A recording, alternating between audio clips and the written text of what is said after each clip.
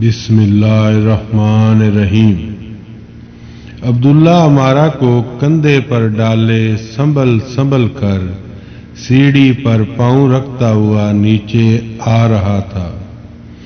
اس کا دل دھڑک رہا تھا اور وہ کمان پر تیر چڑھا کر اوپر دیکھ رہی تھی کہ اچانک دریچے میں روشنی نمودار ہوئی اور ایک آدمی جس کے ہاتھ میں مشعل تھی اپنا سر باہر نکال کر شور مچانے لگا۔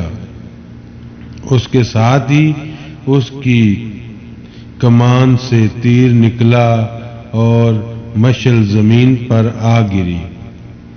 اتنی دیر میں عبداللہ نیچے پہنچ چکا تھا۔ اس نے کہا، عاتقہ نیچے کھڈ میں اتر جاؤ، اب وہ یقیناً ہمارا پیچھا کریں گے۔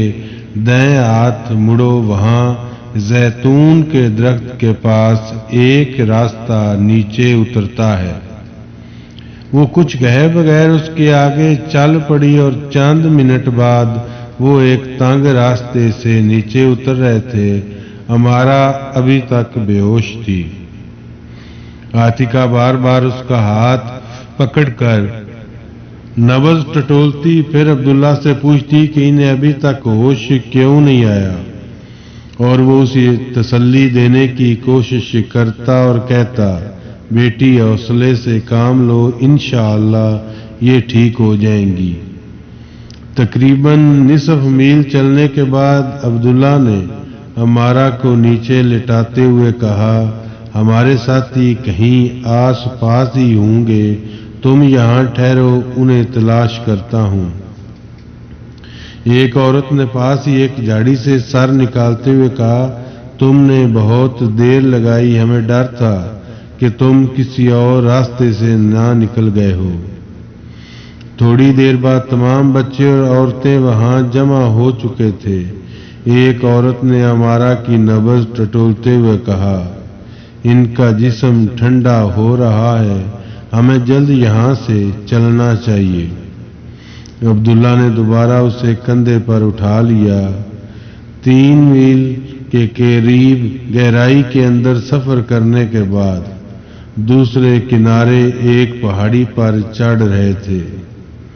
عبداللہ کی ہمت جواب دے رہی تھی اور اسے تھوڑے تھوڑے فاصلے پر سستانے کی ضرورت محسوس ہو رہی تھی۔ جب وہ پہاڑی کی چوٹی پر پہنچے تو پو پھٹ رہی تھی، صبح کا ستارہ نمودار ہو رہا تھا۔ عبداللہ نے عمارہ کو زمین پر لٹاتے ہوئے کہا، اب ہم تھوڑی دیر آرام کر سکتے ہیں۔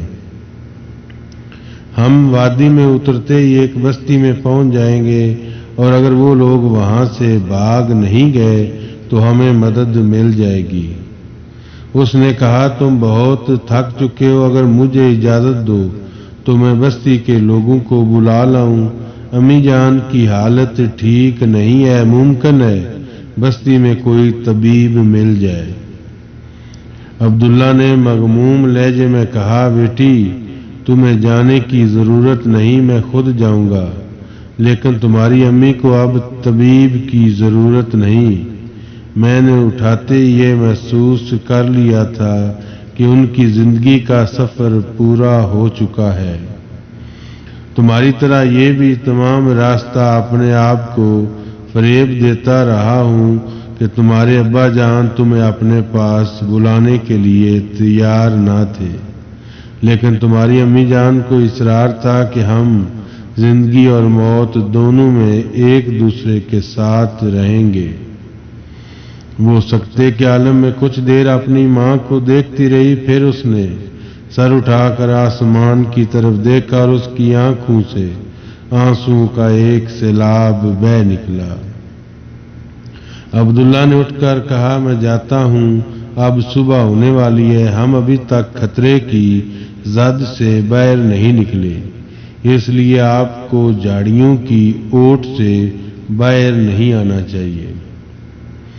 عبداللہ وادی کی طرف چل دیا، لیکن چند قدم اٹھانے کے بعد اچانک ایک جھاڑی کے پیچھے بیٹھ گیا۔ عاتقہ کی نگاہیں اپنی ماں کے چہرے پر مرکوز تھیں، لیکن باقی عورتوں اور بچوں نے عبداللہ کو چھپتے ہوئے دیکھ لیا تھا۔ ان کے دل کسی غیر متوقع خطرے کے احساس سے دھڑک رہے تھے۔ کسی نے بلند آواز میں کہا، اگر تم قلعے سے بھاگ کر آئے ہو تو تمہیں چھپنے کی ضرورت نہیں، ہم تمہاری باتیں سن چکے ہیں۔ اس کے ساتھ ہی دائیں اور بائیں جھاڑیوں کی اوٹ سے چند آدمی نکلتے ہوئے دکھائی دیے اور عبداللہ جو پیٹ کے بل رینگتا ہوا اپنے ساتھیوں کی طرف واپس آ رہا تھا اٹھ کھڑا ہو گیا۔ تم کون ہو؟ اس نے سوال کیا۔ ایک آدمی نے آگے بڑھ کر کہا، ڈرو نہیں، مسلمان ہیں، اس بستی سے ہی آئے ہیں۔ تمہیں معلوم ہے قلعے پر حملہ ہو چکا ہے؟ عبداللہ نے کہا، ہاں، ہم نے دھماکہ سنتے ہی خطرہ محسوس کیا تھا، پھر فصیل پر روشنی دیکھ کر ہمیں یقین ہو گیا تھا کہ ہمارا سردار گاؤں کے رضاکاروں کے ساتھ جنوب کی چوکی کی طرف روانہ ہو چکا ہے اور صبح تک آس پاس کی دوسری بستیوں کے رضاکار بھی وہاں پہنچ جائیں گے۔ عبداللہ نے کہا، اب وہ قلعے کے محافظوں کی مدد کی کوئی ضرورت نہیں۔ ایک سوار نے آگے بڑھ کر پوچھا، تمہارا مطلب ہے کہ دشمن نے قلعہ فتح کر لیا ہے؟ دشمن نے قلعہ فتح نہیں کیا، بلکہ ایک غدار نے دروازہ کھول دیا تھا۔ یہ ہمارے سالار کی بیوی کی لاش ہے اور یہ ان کی صاحبزادی ہیں۔ سوار گھوڑے پر سے اتر پڑا اور اس کے سوالات کے جواب میں عبداللہ نے مختصراً اپنی سرگزشت سنانے کے بعد کہا، اب ہمیں میت کو گاؤں تک لے جانے کے لیے آپ کی مدد کی ضرورت ہے۔ رضاکار نے اپنے ایک ساتھی کو حکم دیا، تم فوراً گاؤں سے چند آدمی لے آؤ۔ عاتکہ نے جلدی سے اٹھ کر کہا، آپ کو یقین ہے جنوب کی چوکی کے علاقے کے رضاکار جمع ہو رہے ہیں؟ ہاں، ہمارے سردار نے انہیں یہی حکم دیا ہے، اور قلعے میں دھماکے کا اثر یہ ہوا تھا کہ قرب و جوار کی ہر بستی کے لوگوں نے نعرے بجانے شروع کر دیے تھے۔ اس نے کہا، آپ مجھے ایک گھوڑا دے سکتے ہیں؟ اس جگہ ہمارے پاس 4 گھوڑے ہیں۔ اگر خبر رسانی کے لیے ایک سوار کا یہاں رہنا ضروری نہ ہوتا تو ہم چاروں آپ کے حوالے کر دیتے۔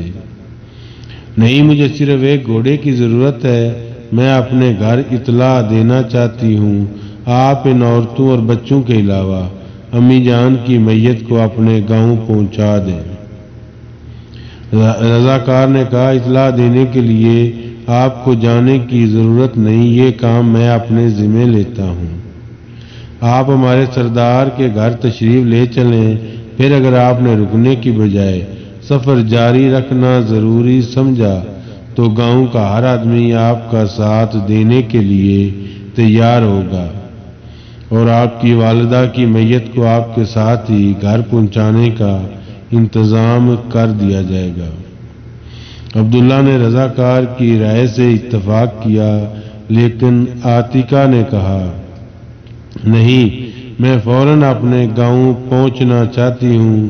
میرے ابا اور امی کی لاشیں علیحدہ علیحدہ قبرستانوں میں دفن نہیں ہوں گی۔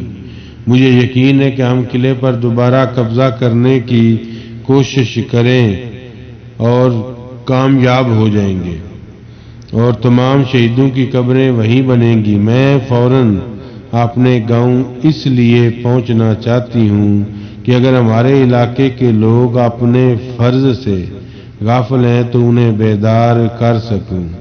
اگر دشمن کو چند دن قلعے کے اندر قدم جمانے کا موقع مل گیا تو ہمارے لیے دوبارہ قبضہ کرنا زیادہ مشکل ہوگا اور پھر یہ ایک اور سینیٹا فے بن جائے گا اور جنوب کی طرف سے چند اہم راستے منقطع ہو جائیں گے۔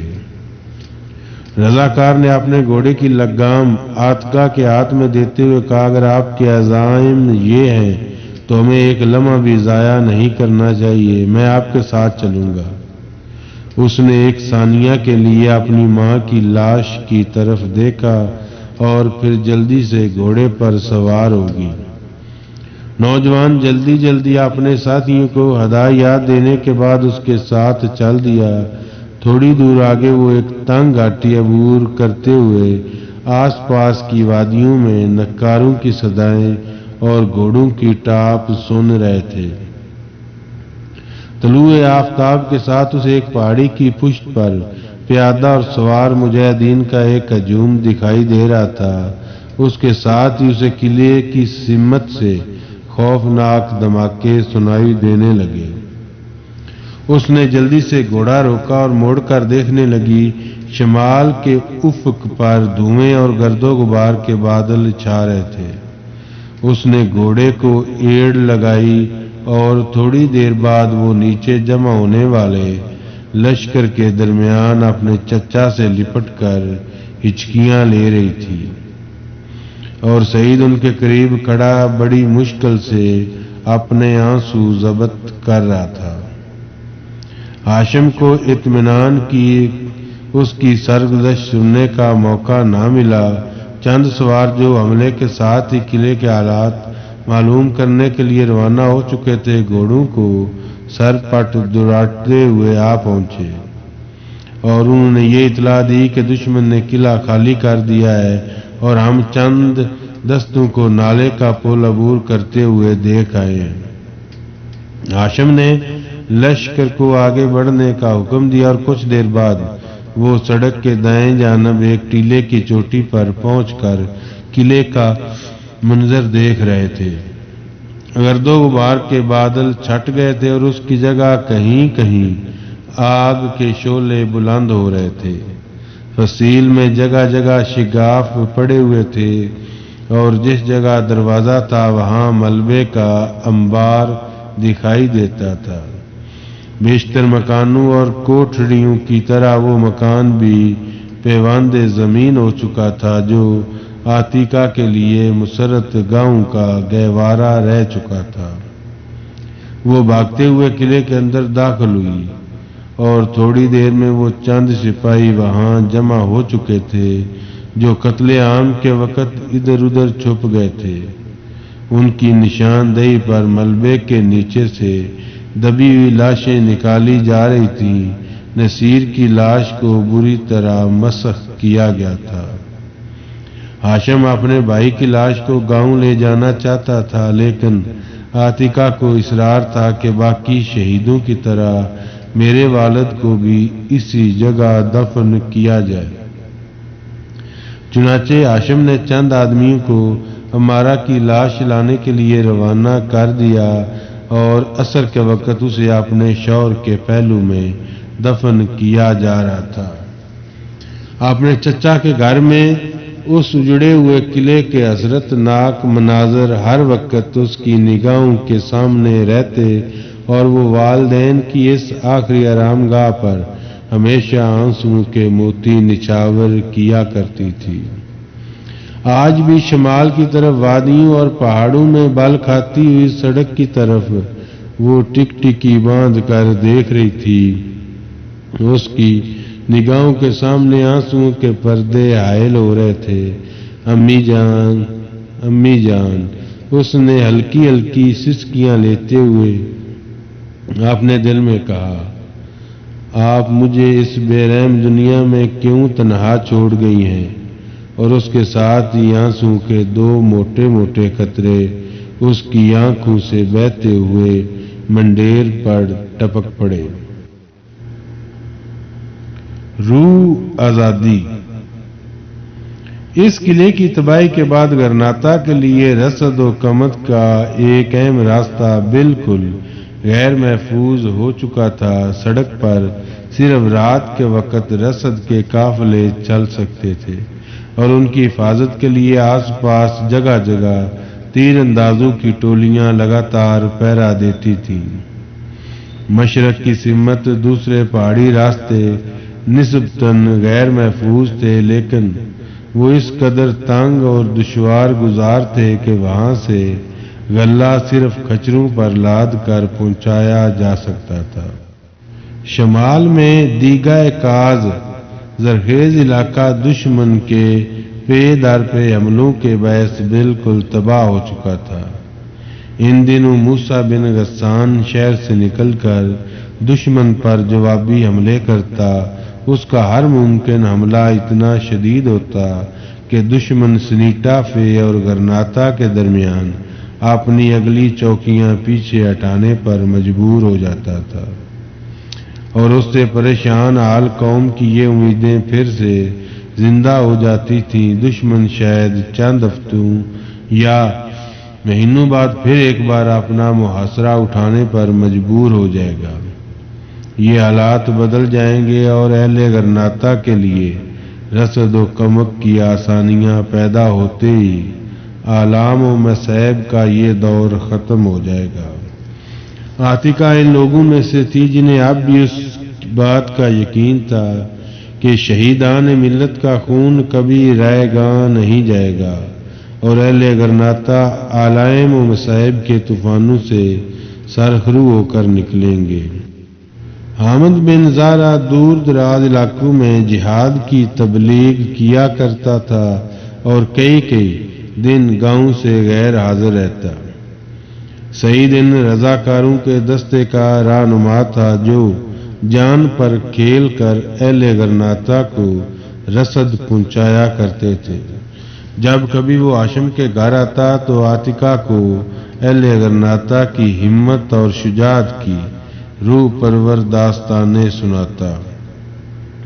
ایک دفعہ وہ 5 دن غیر حاضر رہا۔ بستی کے جو رضاکار اس کے ساتھ گئے تھے انہوں نے واپس آ کر بتایا کہ جب وہ رسد لے کر گرناتا پہنچے تو موسیٰ بن ابی غسان شہر سے باہر نکل کر دشمن پر حملہ کر چکا تھا، اور سعید ان کے ساتھ واپس آنے کی بجائے لڑائی میں شریک ہو گیا تھا۔ سعید 5ویں دن واپس پہنچا اور اس نے ہاشم کو یہ اطلاع دی کہ گرناتا میں اس کے 3 بیٹے بے خیریت ہیں۔ عبید اور امین سپہ سالار کے طوفانی دستوں میں نام پیدا کر چکے ہیں۔ عمیر محفوظ فوج کے ایک دستے کا سالار مقرر ہو چکا ہے اور یہ کہتا تھا کہ اگر مجھے موقع ملا تو کسی دن تھوڑی دیر کے لیے گھر آؤں گا۔ ایک رات عاتکہ اپنے کمرے میں بیٹھی ایک کتاب دیکھ رہی تھی کہ خادمہ اندر داخل ہوئی اور اس نے کہا، سعید کے ابا جان آ گئے ہیں اور بھائی سعید بھی ان کے ساتھ ہیں۔ حامد بن زارہ 2 ہفتوں سے غیر حاضر تھا اور عام حالات میں جب بھی وہ کسی سفر سے واپس آتا تو سب سے پہلے عاتکہ کے متعلق پوچھا کرتا تھا۔ وہ جلدی سے کتاب بند کر کے اٹھی اور بھاگتی ہوئی نیچے چلی گئی۔ تھوڑی دیر بعد وہ ایک کمرے کے نیم وا دروازے کے قریب کھڑی تھی اور اسے ہاشم اور حامد کی آوازیں سنائی دے رہی تھی۔ ذرا دیر رک کر وہ جھجکتی ہوئی کمرے میں داخل ہوئی تو ہاشم نے اسے گھور کر دیکھا اور کہا، عاتکہ تم جاؤ، ہم اس وقت ایک ضروری بات کر رہے ہیں۔ عاتکہ واپس مڑ کر جانے لگی تو حامد نے کہا، نہیں بیٹی، جو باتیں سعید کی موجودگی میں کی جا سکتی ہیں وہ تمہارے سامنے بھی ہو سکتی ہیں۔ عاتکہ نے ہاشم کی طرف دیکھا اور اس کے ہاتھ کا اشارہ پا کر حامد کے قریب بیٹھ گئی۔ حامد بن زارہ کچھ دیر سر جھکا کر سوچنے کے بعد ہاشم سے مخاطب ہوا، گرناتا کی موجودہ صورتحال اتنی تشویشناک نہیں۔ موسیٰ نے یہ ثابت کر دیا ہے کہ ہم اس کی گئی گزری حالت میں بھی اسلاف کی روایات کو زندہ رکھ سکتے ہیں، لیکن اب موسم سرما شروع ہونے والا ہے۔